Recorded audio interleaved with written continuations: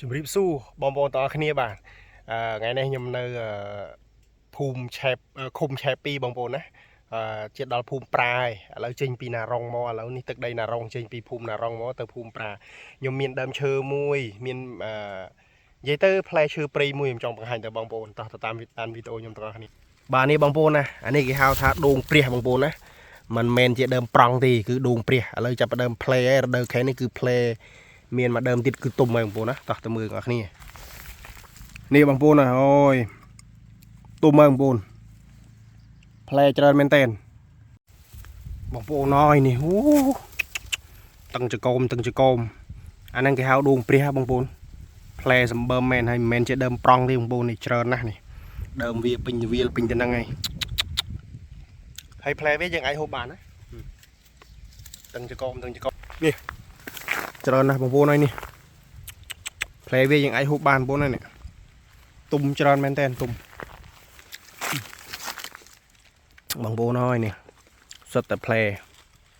ជីស្អើបពេញទៅវាលមកនេះក៏មានដែរបងប្អូនហើយបើសិនជាបងប្អូនត្រូវការដើមវាយកទៅដាំឯងបងប្អូនអាចតាក់ទងខ្ញុំបានណាដែលមានប្រភេទផ្លែស្តៀងល្មើដែរតែខ្លះទៅផ្លែធំគុំខ្លះទៅផ្លែតូចសិតតែដើមដូងព្រះបងប្អូនណាសម្បូរណាស់នេះមើលត្រូវការដើមវាទៅដាំឲ្យបងប្អូនអាចតាក់ទងខ្ញុំបានខ្ញុំមានអញ្ចឹងណាហើយនេះផ្លែវាសិតទុំផ្លែវាអាចហូបបានអានេះនៅស្រុកខ្ញុំដូងព្រះសុតនេះមិនខុសទេនេះដូងព្រះសុតនៅស្រុកខ្ញុំស្អាតណាស់ផ្លែពេញទៅហ្នឹងក៏ហមឈឺនេះណែបងប្អូនអូយនេះផ្លែតុងដុំដើមវាទាំងគុំហ្នឹងណា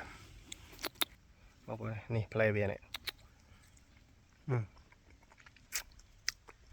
អាចហូបបានដែរទាំងចង្កូមលោកអើយផ្លែវាឈ្ងុយមែនតើបងប្អូនឈ្ងុយក្អូបសិតតែដើមវាតាណាក៏មានដែរបងប្អូនអើយផ្លែល្អណាស់